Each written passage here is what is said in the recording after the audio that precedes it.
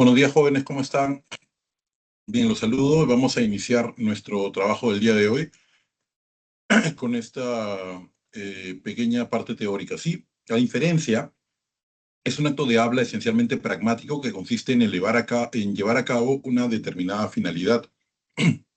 Se trata de una secuencia de afirmaciones donde una de ellas, la conclusión, se sigue, es decir, viene, se infiere, recibe apoyo, recibe justificación de las restantes. Yo quisiera decir mejor de las otras, de las anteriores, ¿no? Si son premisas, entonces hay que decirles anteriores. Vale decir, la verdad de las premisas fortalece, o más bien le da forma a la conclusión. Una buena inferencia es formalmente correcta, válida. Además, si es materialmente correcta con premisas verdaderas, entonces se dice que es satisfactoria. Lo que hay aquí que decir, y esto es interesante, es que puede haber eh, proposiciones eh, más bien abstractas que cumplan formalmente con lo que necesita, con la estructura que necesitan tener para ser verdaderas en lógica, y otras que además son materialmente correctas, es decir, que corresponde lo dicho con lo real. La validez de corrección formal no importa, para la validez o corrección formal no importa que las premisas sean o no de hecho verdaderas. Lo que pretende es que si las premisas fuesen verdaderas, entonces la conclusión también debe ser verdadera. No puede haber una inferencia deductiva válida con premisas verdaderas y una conclusión falsa. En las inferencias deductivas válidas, la información que da la conclusión ya está contenida solo que implícitamente en las premisas. Por eso no puede ocurrir que las premisas sean verdaderas y la conclusión sea falsa. Eso no se puede. Solamente las inferencias deductivas pueden tener la pretensión de que sus premisas proporcionan un fundamento firme para establecer la verdad de una conclusión. Bien, si hay alguna pregunta, todo queda claro. Básicamente es una estructura lógica en la que hay una serie de premisas que, según su forma, si son correctas, si están bien establecidas, van a permitir deducir de ella una conclusión. ¿Sí? Vamos a ver entonces nuestra actividad número uno. Al cierre del primer semestre del año, la Defensoría del Pueblo advierte un incremento sustancial de los casos de corrupción que son materia de investigación a nivel nacional. De acuerdo al último reporte, Corrupción en Cifras, casos en trámite a nivel nacional, ese es el título, elaborado por la institución y que recoge información de la Procuraduría Anticorrupción en los primeros 6 meses de este año se registran 6.249 casos de corrupción en trámite a nivel nacional. De esta forma supera la cifra de 5.779 casos registrados durante el segundo semestre del 2023. Con un incremento del 9%, de acuerdo con el reporte de las municipalidades, continúan encabezando la lista de entidades con mayor cantidad de casos de corrupción en trámite, lo que representa más del 38% del total de casos registrados. En ese sentido, resulta crítico que solo en 18 departamentos los gobiernos locales sean entidades con más casos de corrupción. Le siguen los gobiernos regionales con 28% de los casos y la Policía Nacional del Perú con 13%. En términos geográficos, el departamento de Lima lidera el ranking de casos de corrupción en trámite con 19%, seguidos por Junín y Cusco, cada uno con 6% de los casos. El reporte también advierte que el 98,5% de los casos, aunque se encuentran en primera etapa desde hace mucho tiempo, aún se encuentran en la primera etapa desde hace mucho tiempo, no aunque, perdón. Bien, ahí tenemos dos ejercicios. Trabajémoslos, son rapiditos y luego pasamos al siguiente ejemplo que también tiene solo dos, como la vez pasada. ¿Ok? Iniciamos.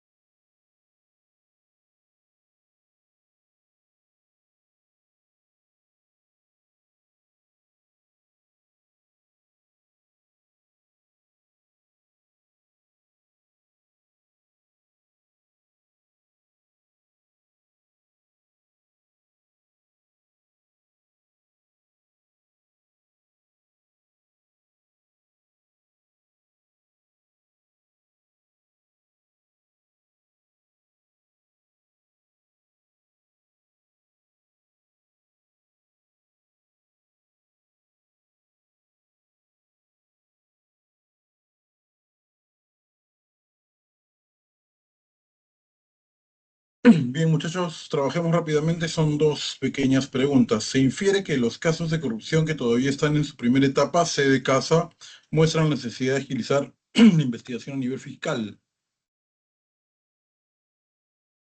Dos, de acuerdo con el texto, se desprende que la Policía Nacional del Perú, B de Barco, existen malos efectivos que incumplen sus funciones. Lamentablemente, esas cosas pasan. Perdónenme, aquí estamos. Bien, vamos a ver el siguiente texto. Según Gramsci, la ideología representa una forma compleja del mundo social, no solo en el sentido de complicado, sino más precisamente y etimológicamente hablando, en el sentido de un objeto no lineal, este, compuesto de diferentes partes y varios elementos. Por lo tanto, la ideología no puede concebirse como un bloque unitario, un bloque preestablecido y coherente de ideas y posiciones construido para ser inculcado en las mentes de los subalternos por intelectuales, ideólogos o funcionarios del partido. Así, hay quienes producen una ideología desde su posición como intelectuales importantes y quienes lo hacen como subordinados del grupo dominante. También hay quienes operan de una manera inconsistente con su propia ideología y por tanto expresan una ideología en la práctica que es diferente a la de sus palabras. Bien, nuevamente para trabajar, 2 minutos, unos minutos, por favor.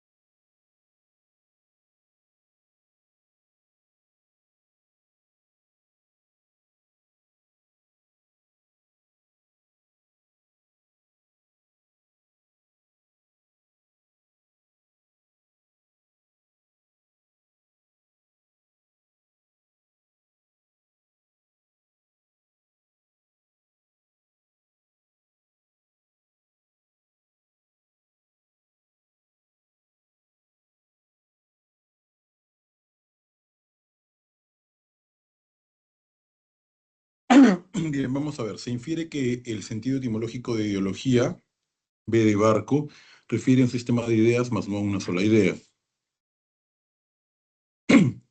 Dos, se infiere que no todas las personas de dedo llegan a materializar su ideología teórica. En el sentido de hacer lo que piensan, o al menos lo que dicen, ¿no? Vamos a ver. Ese es un texto largo, interesante, que vamos a trabajar. Para Fraser, el capitalismo es un orden social mixto configurado por una estructura de clases y un orden de estatus. Estos ordenamientos sociales no corresponden respectivamente a un aspecto económico y otro cultural de la sociedad, como podría parecer a primera vista. Lejos de ello, son mutuamente irreductibles. Los términos clase y estatus, tal como los utilizo aquí, denotan órdenes de subordinación socialmente arraigados.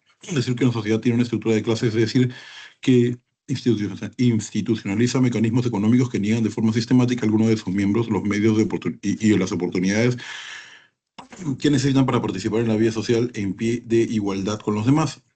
De un modo semejante, decir que una sociedad tiene una jerarquía de estatus es decir que institucionaliza los patrones de valor cultural que niegan por completo a algunos miembros el reconocimiento que necesitan para participar plenamente en la interacción social. La existencia de una estructura de clase o de una jerarquía de estatus constituye un obstáculo para la paridad participativa y por tanto una injusticia. Entonces, perdón, las distinciones sociales jerarquizadas significan modos de institucionalizar la subordinación en el capitalismo tardío, pero la categoría de estatus no se limita a una dimensión cultural, así como la categoría de clase social no se limita a una dimensión económica. Por el contrario, la subordinación de estatus puede incluir formas de explotación económica, del mismo modo que la subordinación de clase puede incluir formas de humillación cultural. Esto le permite a Fraser mantenerse distante del economicismo marxista ortodoxo y el reduccionismo culturalista de una parte de la izquierda estadounidense. Acá pasa una cosa. Este es un texto dialéctico continuo, ¿sí? Así que sigamos. Por otro lado, así de arranque, para Jonet el capitalismo es un orden institucionalizado de reconocimiento. Desde un punto de vista del paso histórico a una sociedad burguesa capitalista puede entenderse como una progresiva diferenciación de tres esferas de reconocimiento que significan al mismo tiempo una transformación en la percepción de las relaciones humanas. Cito, en contexto del nuevo tipo de relación del individuo consigo mismo, se hizo posible la revolución en el orden del reconocimiento. En la sociedad capitalista burguesa, los sujetos aprendieron a referirse a sí mismos en tres actitudes diferentes. En las relaciones íntimas marcadas por las prácticas de afecto y preocupación mutuos, son capaces de comprenderse como individuos con sus propias necesidades. En las relaciones sociales jurídicas que se desarrollan según el modelo de igualdad de derechos y obligaciones mutuamente otorgadas, aprenden a comprenderse como personas jurídicas a las que se debe la misma autonomía que a los demás miembros de la sociedad. Y por último, en las relaciones sociales, en principio aprenden a comprenderse como sujetos que poseen habilidades y talentos valiosos para la sociedad.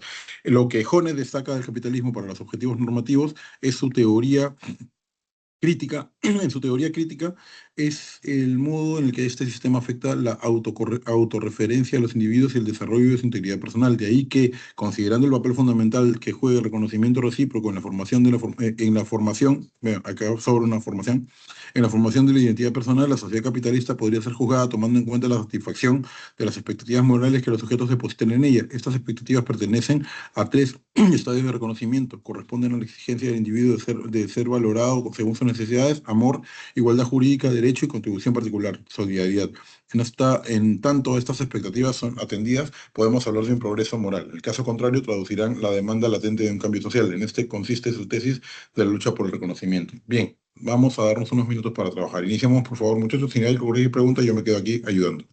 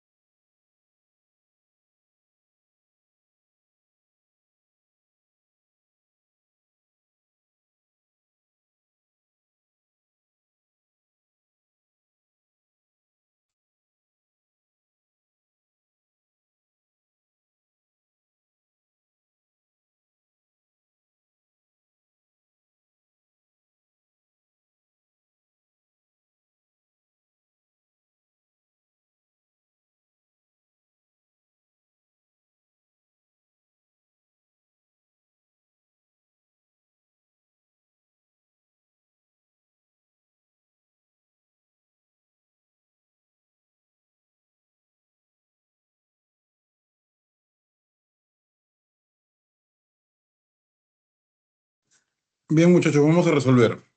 El texto tensiona el texto tensiona medularmente en torno a B de Barco, la concepción en torno al capitalismo.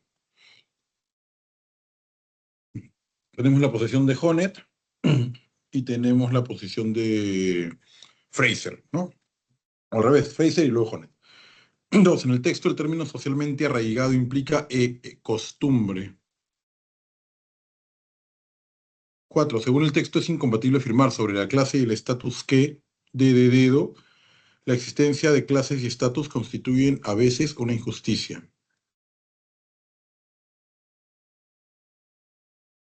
El 4. Sí, se puede colegir del texto acerca de las esferas del reconocimiento que de C de casa, Honneth no necesita cuatro esferas, puesto que tres son suficientes. Pues, al menos Honneth, ¿no? Es una deducción un poco lerda, pero está bien.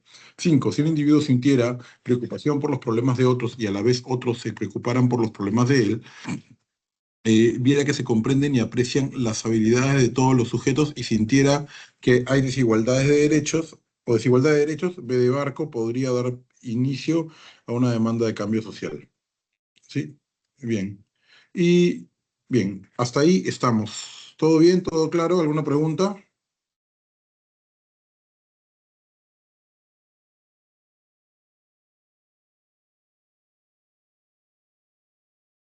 Bien. Veamos. Un momento más. Sí, veamos el siguiente texto. Foucault dice, eh, de modo que es en nombre de una justicia más pura que usted critique el funcionamiento de la justicia, creo que aquí enfrentamos una cuestión importante. Es cierto que en todas las luchas sociales existe la pregunta por la justicia. Para expresarlo en términos más precisos, la lucha contra la justicia de clase, esto es, contra la injusticia, siempre forma parte de la lucha social. Destituir a los jueces, cambiar los tribunales, conceder amnistía a los condenados, abrir las cárceles, siempre ha formado parte de las transformaciones sociales tan pronto como se volvieron un poco violentas. En la actualidad en Francia, la función de la justicia y de la policía es el blanco de numerosos ataques por parte de aquellos a quienes llamamos gauchiches, izquierdistas.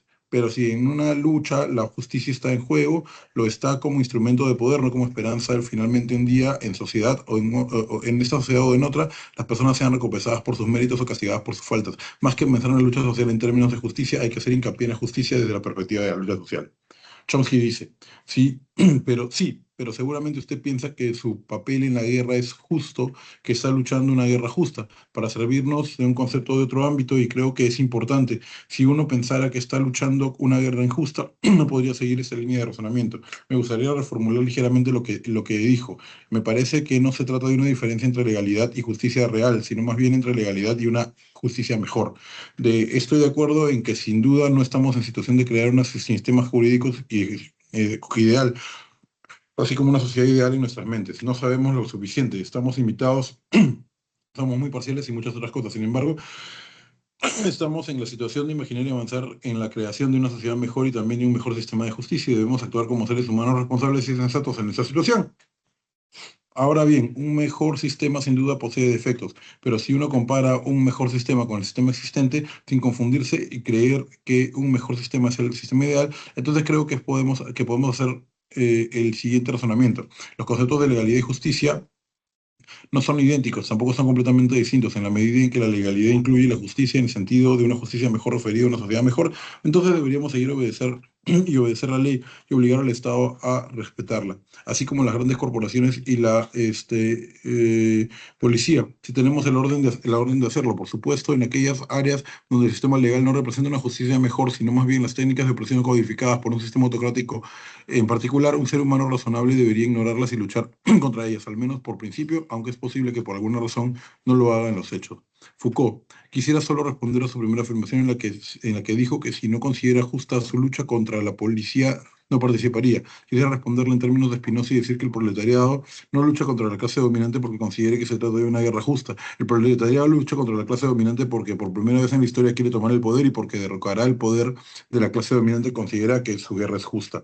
Chomsky dice, no estoy de acuerdo. Foucault dice, se hace guerra para ganarla, no porque sea justa. Chomsky dice, en lo personal no estoy de acuerdo. Por ejemplo, si supiera que la toma de poder por parte del proletariado conduciría a una política estatal terrorista, destructora de la libertad, la dignidad y las relaciones humanas aceptables, entonces no desearía que el proletariado tomara el poder. De hecho, creo que el único motivo por el cual alguien podría desearlo es porque cree de forma correcta e incorrecta que a través de la transferencia de poder se alcanzarán ciertos valores humanos fundamentales. Bien, muchachos, trabajemos. Estamos aquí.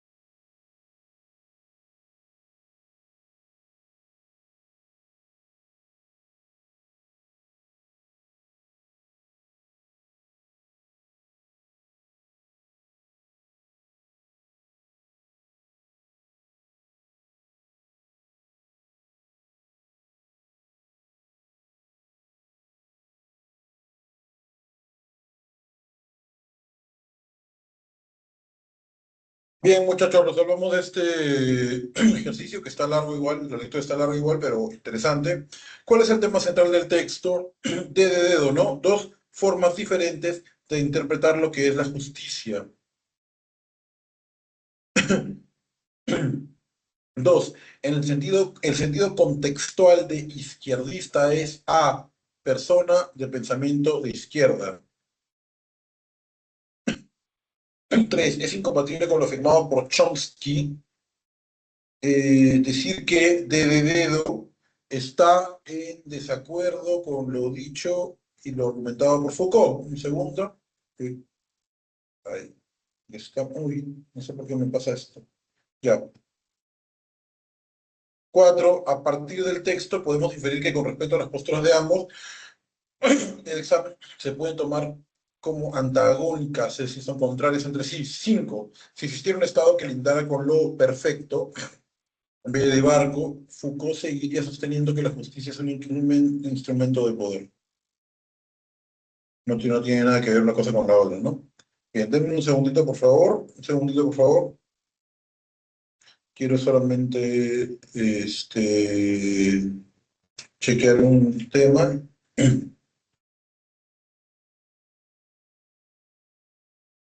Perdón, por favor, que no. Ya, ya está listo, perdón. Y vamos a trabajar el texto, ¿sí? En las ciencias físicas se distingue claramente entre leyes y líneas de conducta o evolutivas, tales como las trayectorias. Una misma ley puede abarcar una infinidad de líneas de conducta posibles. Estas últimas difieren por las circunstancias, no por las leyes. En cambio, en las ciencias biológicas y sociales, esta distinción tan necesaria se hace rara vez. Por ejemplo, hay tendencia a considerar las líneas evolutivas, sea de poblaciones biológicas o de sociedades, como leyes. Un motivo de esta confusión puede ser el bajo nivel teórico asociado al enfoque positivista, que limita la búsqueda de las regularidades a los datos asociados al enfoque positivista que limita la búsqueda de regularidades a los datos empíricos. Por ejemplo, series temporales en economía y desalienta la invención de conceptos o hipótesis de alto nivel.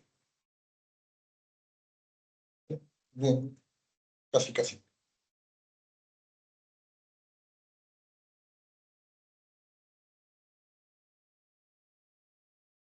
El filósofo puede ayudar a distinguir leyes de líneas evolutivas. Un método eficaz para este fin es la representación del estado de un sistema por un punto en un espacio de tantas dimensiones como propiedades tenga el sistema, o mejor dicho, el modelo teórico del sistema real. A medida que transcurre el tiempo, el punto representativo describe una trayectoria en ese espacio llamado el espacio de los estados o las fases.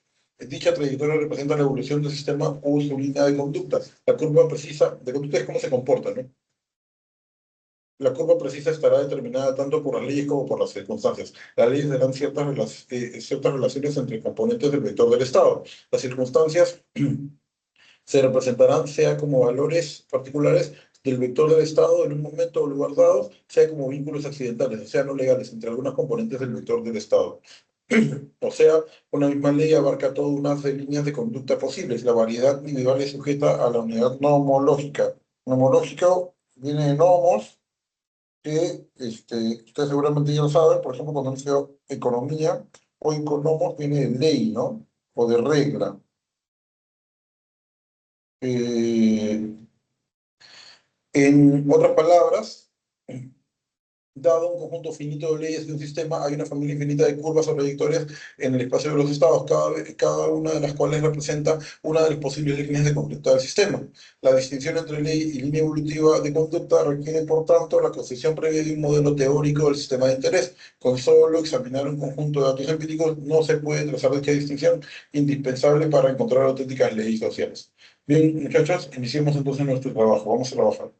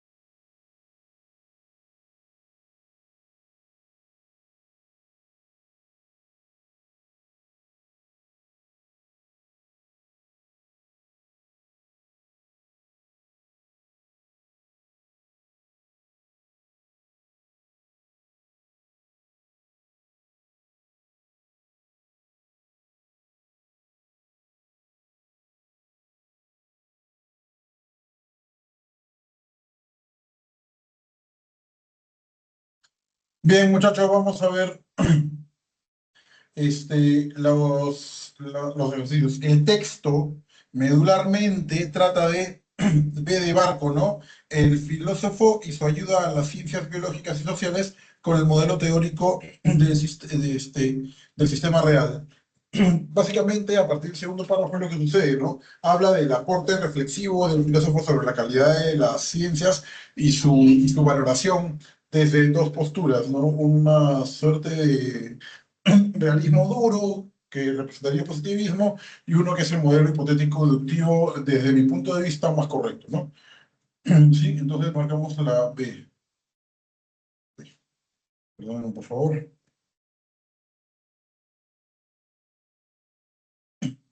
Dos, en el texto el término nomológico se refiere a justificar un hecho a partir de la existencia de una ley.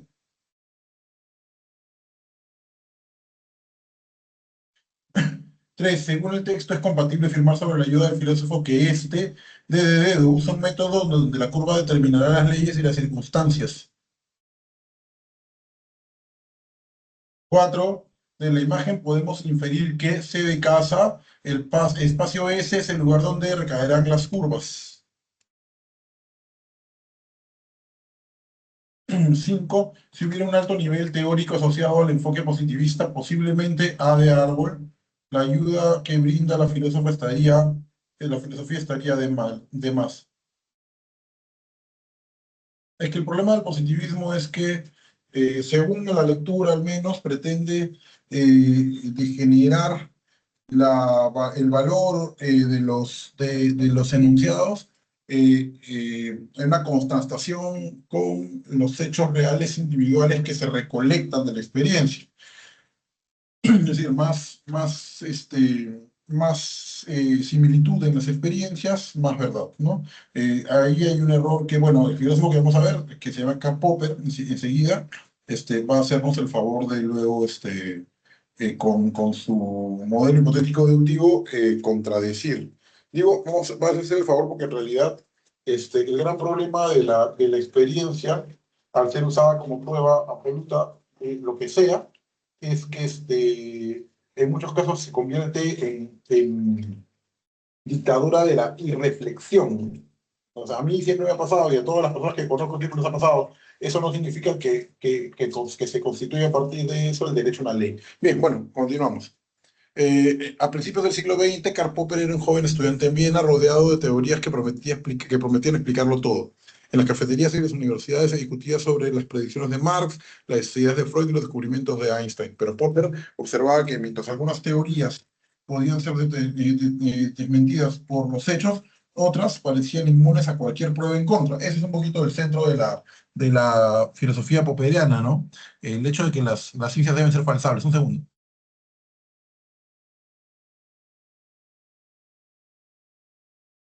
Por más que ocurrieran cosas que en principio podían contradecirlas, siempre se encontraba una forma de reinterpretarlas para que siguieran siendo ciertas. Esa sensación de comodidad se convirtió en una pregunta que lo acompañó durante años. ¿Qué distingue realmente una teoría científica de una que no lo es? La respuesta llegó cuando comprendió que la clave no estaba en la cantidad de pruebas que apoyan una idea, sino en si existía alguna forma de ponerla a prueba y arriesgarse a que resultara equivocada. Así nació el principio de la falsabilidad que Popper describiría como la condición esencial para considerar una afirmación como parte de la ciencia. Una afirmación es falsable cuando es posible imaginar una situación o diseñar un experimento que pueda demostrar que es falsa. Dicho de otro modo, debe exponerse a la posibilidad de fracasar frente a la realidad. Esto no significa que la afirmación sea errónea, sino que está formulada de tal forma que puede ser evaluada objetivamente. Por ejemplo, si alguien afirma que todos los cisnes son blancos, basta encontrar un cisne negro para demostrar que la afirmación no es cierta. Y en cambio, si alguien asegura que los cisnes blancos son más longevos porque así lo quiere el universo, la frase se escapa de cualquier verificación. No hay una manera concreta de probarlo o desmentirlo.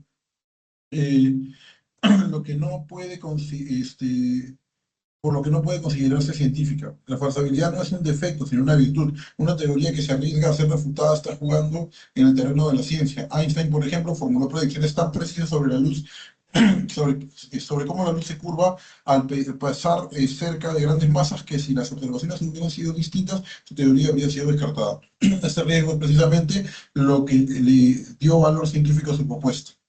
¿Sí?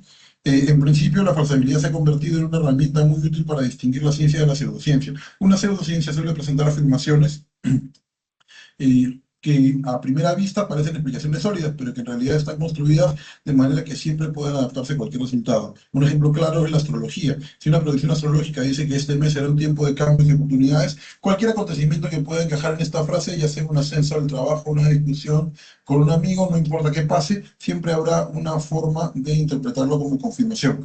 Esto la convierte en no falsable. En contraste, la medicina basada en evidencias hacia afirmaciones medibles. Por ejemplo, que un medicamento reduce la fiebre en un porcentaje específico de pacientes en un tiempo determinado. Si los ensayos clínicos no confirman este resultado, la afirmación se rechaza o se modifica. Este tipo de apertura a la posibilidad de error es lo que fuerza al conocimiento científico. La historia de la ciencia está llena de ejemplos. Galileo afirmaba que en ausencia del aire, dos objetos de distinta masa caerían en la misma velocidad. Esta predicción podría ser comprobada y de hecho se confirmó siglos después en experimentos en la Luna. Por tanto, por otro lado, las propuestas se escapan por completo de prueba, como la idea de que una fuerza invisible impide que los experimentos funcionen cuando hay escépticos presentes. Con las formaciones así, cualquier fallo atribuye a la supuesta fuerza y no la invalidez de la idea, lo que las hace imposibles de refutar. Bien, iniciamos entonces el tiempo de trabajo, muchachos. Por favor, comencemos.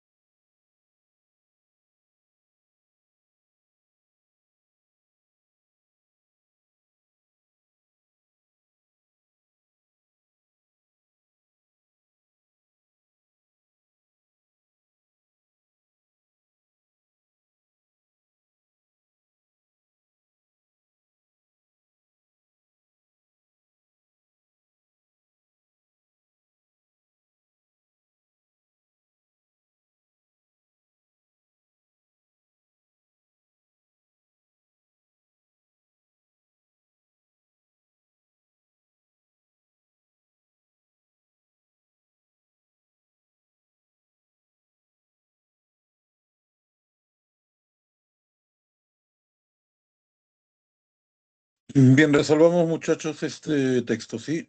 ¿Cuál es el tema central? Letra C, el principio de falsabilidad como criterio que distingue ciencia de pseudociencia.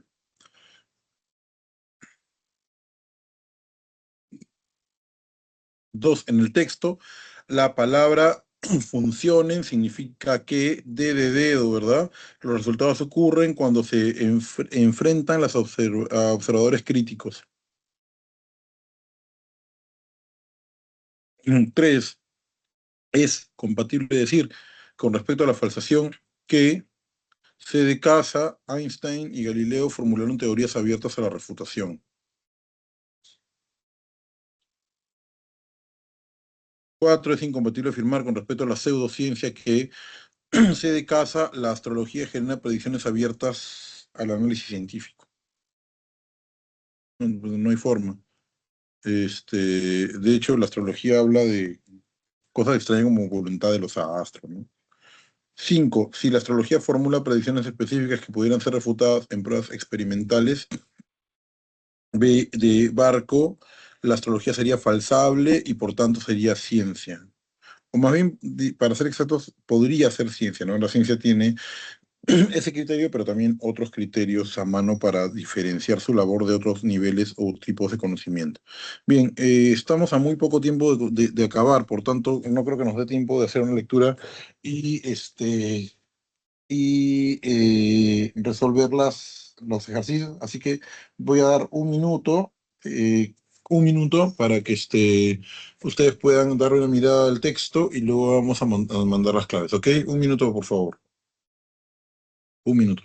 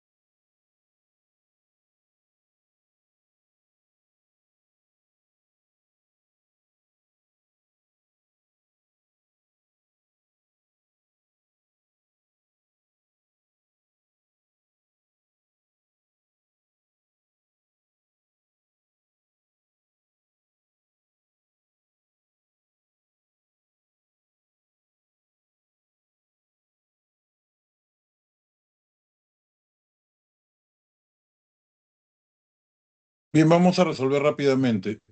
¿Sí? The main intention of the author is to, de dedo, ¿no? Find out what happened to the draft Balin. ¿Sí? Es un fragmento del Señor de los Anillos. ¿Sí? 2, what is the synonym of the word fate? ¿Cuál es el sinónimo de fate? Es B de barco, dead. 3, it is false to say about a reading that, C de casa, Watcher in the Water kills Lonnie. 4, can be inferred about a reading that, C de casa, the book relates facts that happens in several days. 5, in the book, hand being in good condition, perdón, A de árbol, Gandalf could know more details about the last day of Balin. Bien, por si acaso luego de esto viene una bonita biografía de Popper, una autora que hemos estado leyendo en las últimas semanas. es un gran filósofo, pues aprovechenla, se culturizan un poquito y así entramos mejor todos a la universidad. Bien, muchachos, les agradezco mucho su participación. Cuídense, que les vaya muy bien y sigan estudiando bastante, por favor, que ya la próxima semana, semana 18, acaba oficialmente la pre y luego inicia la semana de repaso, pero todo continúa. Hasta luego, muchachos, que les vaya bien. Cuídense. Chao, chao.